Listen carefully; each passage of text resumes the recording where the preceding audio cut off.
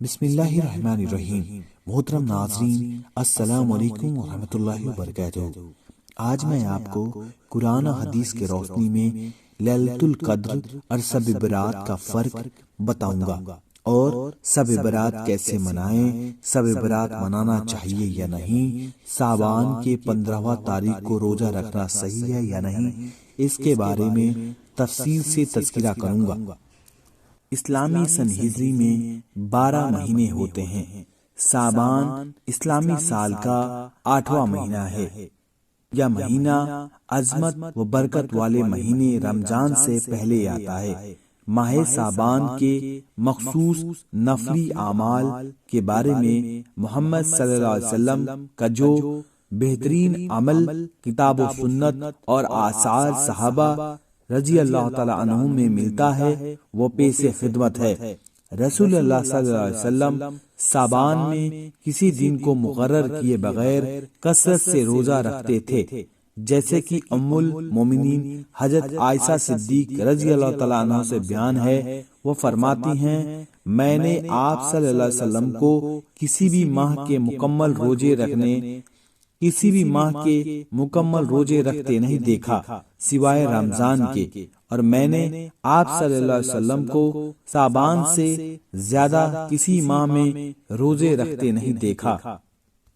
رسول اللہ صلی اللہ علیہ وسلم شعبان میں کثرت سے نفلی روزے رکھتے تھے۔ اس میں کیا حکمت تھی، اس کی وضاحت حضرت اسامہ بن زید رضی اللہ تعالی عنہ کی صحیح حدیث سے ہوتی ہے۔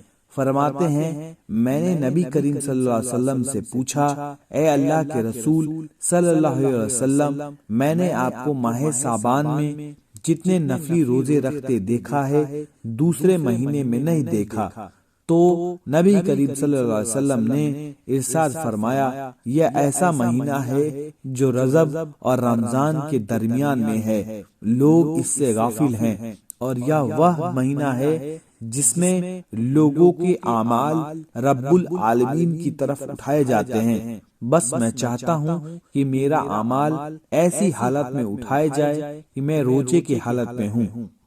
بیان کی گئی بخاری و مسلم کی حدیث سے معلوم ہوتا ہے کہ نبی کریم صلی اللہ علیہ وسلم ماہ شعبان میں بغیر کوئی دن مقرر کیے کثرت سے روزے رکھتے تھے۔ ابو داود اور نسائی کی حدیث سے معلوم ہوا کہ ماہ شعبان میں کثرت سے روزے رکھنے کی حکمت یہ تھی کہ اللہ کے دربار میں اعمال اس حال میں پہنچے کہ میں روزے کی حالت میں رہوں۔ ایک حدیث ابو داود اور ترمذی میں آیا ہے، اس سے ارشاد نبوی ہے، یعنی جب نصف شعبان ہو جائے تو روزے نہ رکھو یہاں تک کہ رمضان آ جائے۔ اس حدیث میں نبی کریم صلی اللہ علیہ وسلم نے امت کو نصف یعنی کہ آدھا شعبان کے بعد روزے رکھنے سے روکا ہے، تاکہ ان کی قوت رمضان کے فرض روزوں کے لیے برقرار رہے۔ نبی کریم صلی اللہ علیہ وسلم کی چونکہ روحانی قوت سب سے زیادہ حاصل تھی، اس وجہ سے آپ صلی اللہ علیہ وسلم کے لیے مسلسل روزے رکھنا کمزوری کا باعث نہیں ہوتا تھا، لیکن امت کو صوم وصال یعنی بغیر افطار کیے روزے رکھنے سے منع فرمایا ہے۔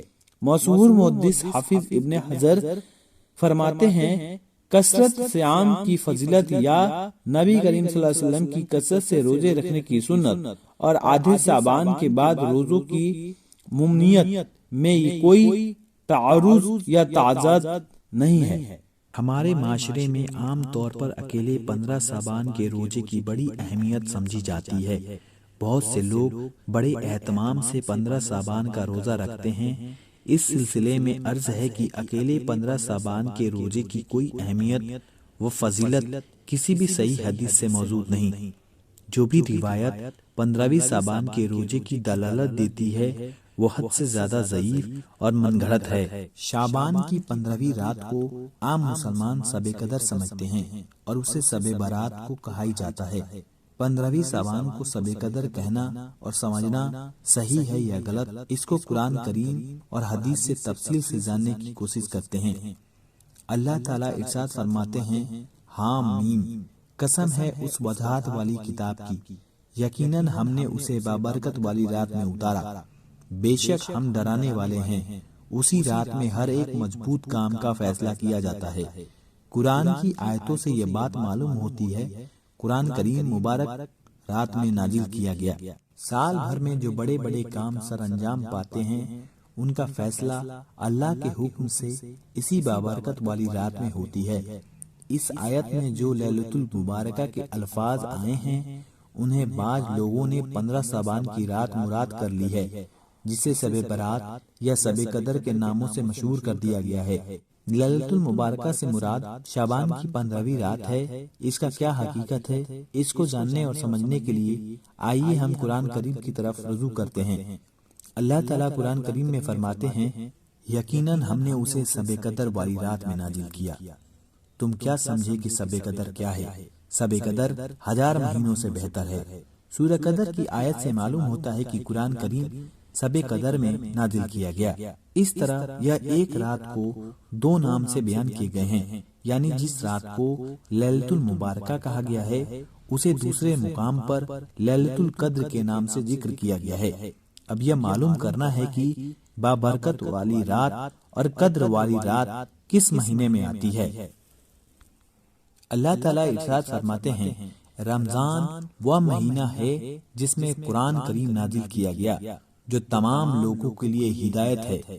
اللہ تعالیٰ ارشاد فرماتے ہیں، رمضان وہ مہینہ ہے جس میں قرآن کریم نازل کیا گیا، جو تمام لوگوں کے لیے ہدایت ہے۔ اس آیت نے یہ بات بالکل واضح کر دی کہ وہ رات جس میں قرآن کریم نازل کیا گیا وہ رمضان المبارک کی رات تھی، اور اسی رات کو اللہ تعالیٰ نے اپنی کتاب میں لیلۃ القدر اور لیلۃ المبارکہ کے نام سے ذکر کیا ہے۔ مشہور امام ابن کثیر رحمۃ اللہ علیہ اپنی تفسیر میں لکھتے ہیں، جو شخص اس رات کو 15ویں شعبان کی رات کہے اس کی بات حقیقت سے بہت دور ہے، کیونکہ قرآن میں ثابت ہے کہ یہ رات رمضان المبارکہ میں آتی ہے۔ عظیم محدث امام شوکانی رحمۃ اللہ علیہ اپنی تفسیر میں لکھتے ہیں، لیلۃ المبارکہ کا مراد لیلۃ القدر سے ہے۔ امام شوکانی رحمۃ اللہ علیہ کے مذکورہ قول سے واضح ہوتا ہے کہ شب قدر، شب مبارک، شب برات اور شب شک یہ چاروں نام ایک ہی رات کے ہیں جس میں قرآن کریم نازل ہوا، اور وہ رات قرآن کریم کے مطابق رمضان میں آتی ہے۔ امام فخر الدین رضی رحمۃ اللہ علیہ کی کتاب تفسیر میں لکھتے ہیں کہ جو لوگ کہتے ہیں کہ مذکورہ آیت میں لیلۃ المبارکہ کے مراد شعبان کی 15ویں رات کو ہے، ان کے پاس کوئی قابل اعتماد دلیل نہیں ہے۔ بخاری اور مسلم کی حدیث کے مطابق شب قدر رمضان کے آخری عشرہ کی 5 طاق راتوں میں سے کسی ایک رات میں ہوتی ہے۔ شعبان کی 15ویں رات جو شب برات یا شب قدر کے ناموں سے مشہور کر دی گئی ہے، اس رات کو شب بیداری، خاص صورتوں کی تلاوت کے انتظامات کے ساتھ ساتھ نفل کی ادائیگی کی جاتی ہے۔